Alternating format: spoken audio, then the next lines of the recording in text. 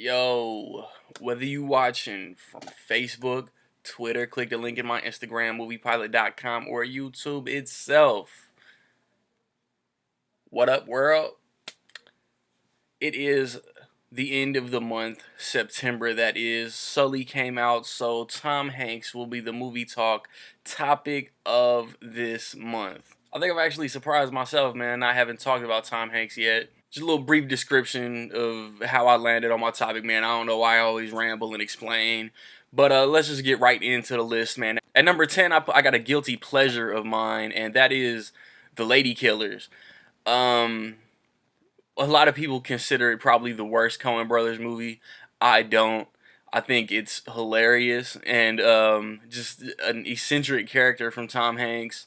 Irma P. Hall is the old lady they taking advantage of or using her basement or whatever.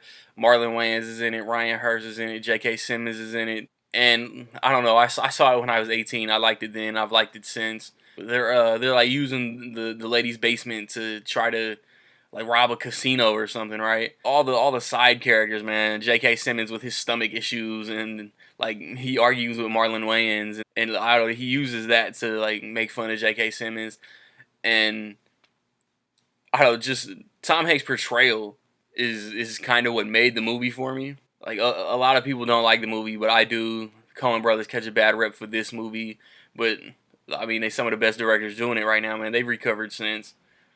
No Country for Old Men, True Grit, you know. At number 9, I got Big. Come out in the 80s when Tom Hanks was, you know, building his resume doing mostly comedies and stuff. The Burbs, The Money Pit, Joe versus the Volcano, Turner and Hooch all came out around this time. His character, he's a kid. And he is too short to ride a roller coaster or something in front of the girl he's crushing on. You know, so his feelings get hurt, whatever. And then he finds this machine. The movie's almost 30 years old, man. So there might be a couple spoilers, but the machine isn't plugged in. He makes this wish. He wakes up big, like Tom Hanks. He's freaking out. His mom, who is the mom from Last Action Hero, and she did a few episodes of Frasier. She's flipping out.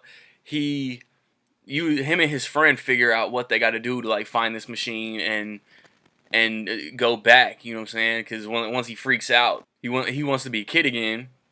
But then yeah, it takes a little bit of time, so he has to adapt and he has to pretend to be a grown up, and he starts to like it. And then the iconic with dancing on the keyboard, on the piano keyboard scene with Robert Loggia.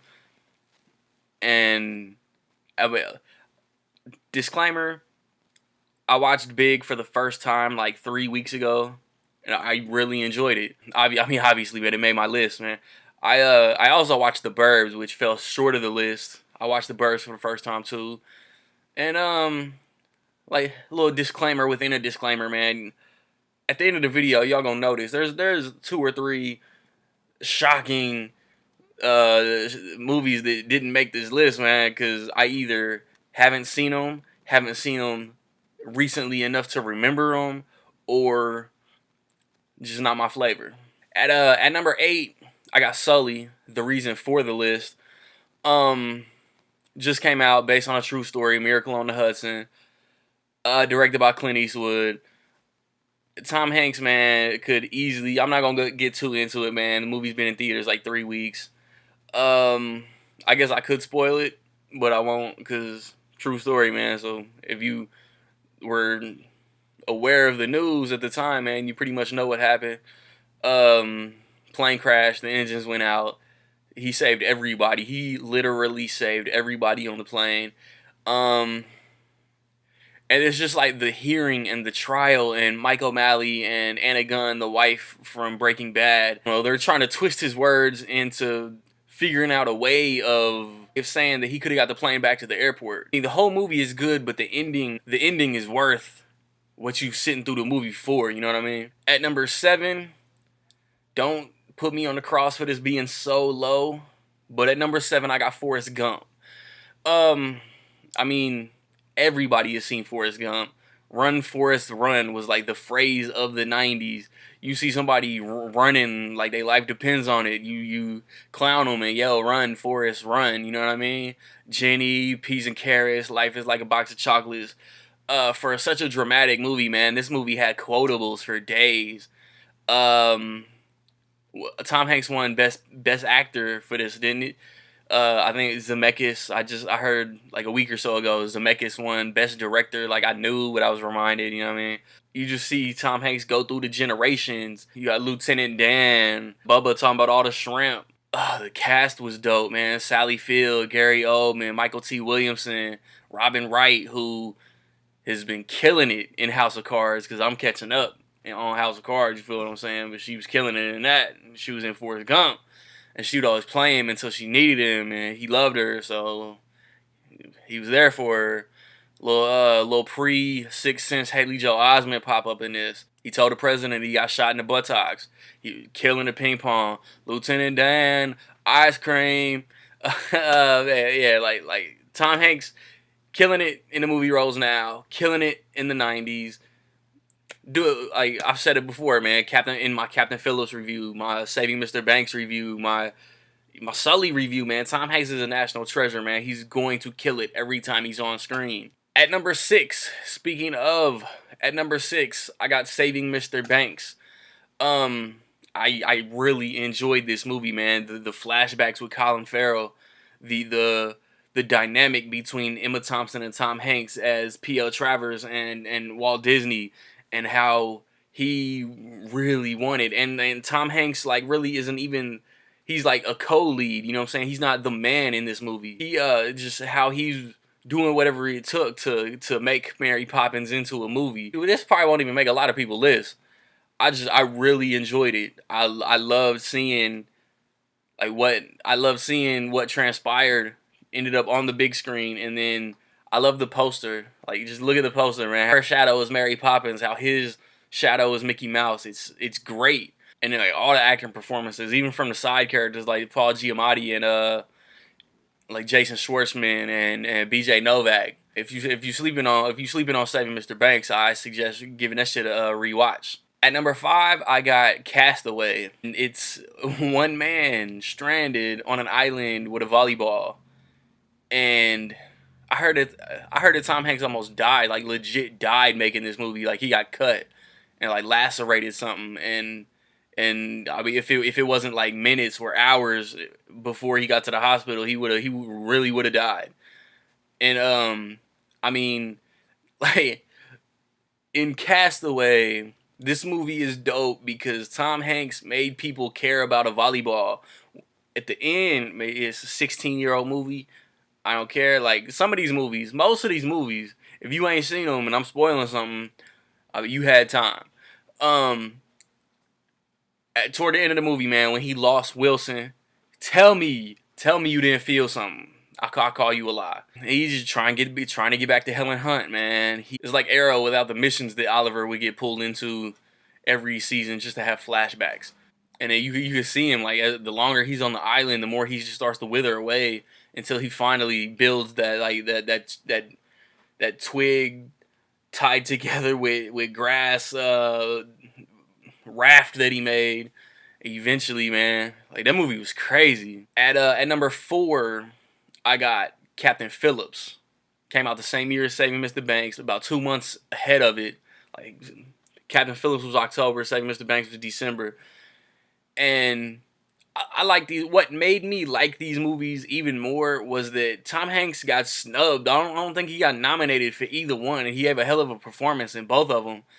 And it's another true story. He's obviously he's the captain of the ship. Barkhad Abdi and his crew come in and they take over the ship. Look at me, I am the captain now. And he got nominated because he killed that shit. Like Tom Hanks was holding his own, trying to survive. But then at the end, when he finally gets back and he's safe, just how he broke down, like that was Oscar worthy. And like that's what made me like I liked the movie. Then that happened, and then I loved it. Like, Tom Hanks is really starting to get a knack for playing these dudes that were true story dudes who, when the movie starts and they wake up that day, they have no idea what's coming, and then their whole life just changes in a matter of hours. At number three, I got I have two movies on here. My next two movies are arguably the most underrated Tom Hanks movies of all time. And at number three, I got Catch Me If You Can. Um, First, Catch Me If You Can is another true story. Leonardo DiCaprio plays Frank Abagnale Jr., who was basically a master of disguise. He was so smart that he could learn any occupation and play it off like he fit in until he felt uncomfortable enough to run somewhere else. And Tom Hanks was the law enforcement person. I don't remember if it's, I think it's FBI. I think he was the FBI guy that was chasing him. And he ended up getting Leonardo DiCaprio's character to work for him because he knew he had nowhere to go, and they ended up becoming friends. And this is the movie. This and Gangs in New York. These are the movies that I knew. Like Leonardo DiCaprio was serious, man. He ain't this kid from Titanic that all the little girls just swoon for. Like, dude got acting chops. And like 13 years after that, he finally won an Oscar. Like Tom Hanks kills it. I think his name is Hanratty or something like that. And like their first interaction, I think Leonardo DiCaprio's character went into the room that Tom Hanks was already investigating, looking for like a wallet or something. And and they have this exchange, and then he notices all the all the jar labels torn off of the bottle, and they're like all in the wallet or something. And DiCaprio is already like out of reach, and it's cat and mouse for the rest of the movie, man. Directed by Steven Spielberg, and one of my top 3 or 4 favorite Spielberg movies, man, because you got Indiana Jones in there and you got Jurassic Park in there. So I don't know exactly where I would put Catch Me If You Can, but it's in the top 3 or 4, like I said. If you haven't seen Catch Me If You Can, don't talk to me until you watch that shit. It's on TNT a lot too. And then my number two is Road to Perdition, based on a graphic novel. Low key, like this came out the same year as Catch Me If You Can. Like 2002 was like the gold year for Tom Hanks and Leonardo DiCaprio, if you ask me, man. Because Road to Perdition, Catch Me If You Can, Gangs in New York, Catch Me If You Can, they were all best movies of the year candidates. Tom Hanks played like low key like a mob enforcer for Paul Newman. Like Paul Newman was the head of this crime family. He's got a young Daniel Craig, and Tom Hanks' son witnesses them execute somebody, and then Paul Newman basically gives the order to take the kid out. The kid is played by the dude who is about to play Superman in Supergirl season 2, and he was in Everybody Wants Some recently. I think Jennifer Jason Leigh plays Tom Hanks' wife, and then they're on the run. It takes place in like the Al Capone era of Chicago. Frank Nitti, just iconic gangsters. And Jude Law plays like the main assassin trying to take him out. And it's Tom Hanks like you've never seen him before. And if you haven't seen Road to Perdition, please watch Road to Perdition, man. It's so dope. Probably I thought there's other contenders, man. I love Road to Perdition so much that is probably my favorite movie of 2002. You know me, and if you know me on a personal level, man, you know what my number one is, and that is the Toy Story series, bruh.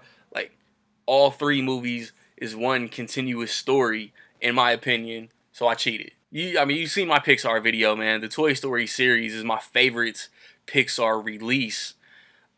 I think I might have ranked those movies individually, though, and Toy Story was still number 1. But Toy Story 3 was like number 3. I don't care. It starts off and you got Woody, and he's like the leader of Andy's Toys. And then Buzz comes, wrecks his world, and they get lost, and they have to figure out how to get home. I don't know if a voice actor has made me love a character or love a movie so much. And man, that's why I even wore the Ripped Apparel shirt, man. It was the only Tom Hanks related attire I had. So you got your Toy Story Walking Dead mashup. And then Toy Story 2 focuses more on Woody because the dude from Al's Toy Barn, etch, draw that man in a chicken suit. And then he's about to get shipped to like China or some shit because he got the whole Roundup gang, and he gonna get paid if he gets them over to this collector. It's up to Buzz Lightyear and the rest of the crew to save Woody, and which they end up adopting Jesse and Bullseye, and then what was it? 16 years later, we got Toy Story 3, and Andy's grown. He's about to go to college. So all the toys are at the crossroads. Like man, what is next, man? We haven't got played with in years. And they discover the daycare, and what Hugsy is the like leader of the toys over there, but he's like a dictator, and they just got to escape, and they almost die in the incinerator. And if you ain't tear up when Andy gave all his toys to the little girl, to Bonnie, then you are playing yourself. Cause that's when I realized like that was like the start. Maybe Up was either Up or Toy Story 3 was the start of. Gosh, man, every Toy Story, every Pixar movie is starting to make me tear up. I'm getting soft. The Toy Story, I love the Toy Story movies, man. My favorite series as far as animation. Um, as far as Tom Hanks, can't wait to see what he comes out with next. I would love to see him play like a OG that ain't got like, cause I'm a nerd. I love comic movies, so I want to see all my favorite actors in comic movies in some way, shape, or form. So if Tom Hanks could play like, he could actually be Tom Holland's J. Jonah Jameson. I know he ain't gonna be better than J.K. Simmons, but he's older and he ain't got to play a super villain or a hero. He ain't got to put a cape on, but he could be a good supporting character to a new hero or something. That's my list. I hope you guys enjoyed it. What's your list? I want to know. It's Tom Hanks. I want to know your 10 favorite Tom Hanks movies. Um, like I said, there are some movies that I haven't seen lately, or just didn't make my list, man. Apollo 13, Green Mile, Saving Private Ryan, to name a few. I just haven't seen recently enough to really say they could make the list. And then Hate It or Love It, man. The Lady Killers was gonna make the list regardless. And then you might not agree with the order. That's why I want to know your list.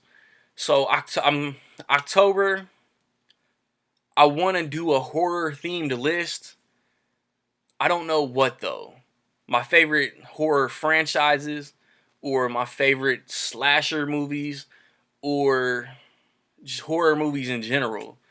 I'll mull it over, and that video will get posted on Halloween. I've recently posted reviews for Sully, of course, for Storks, for the Magnificent Seven.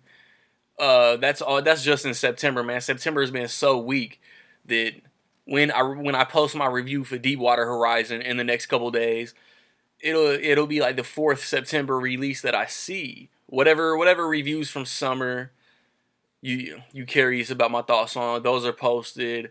My favorite movies of the summer video is posted, or a recent Blu-ray collection update is posted. Um, if you like sports, man, me and my boys did some NFL predictions, coming soon NBA predictions. Check out my channel, man. Go through the playlist, man. It's all appreciated, man. You want to find me on the other social medias, man? Watch the credits, like, subscribe, comment. Find me where you find me, man. Peace.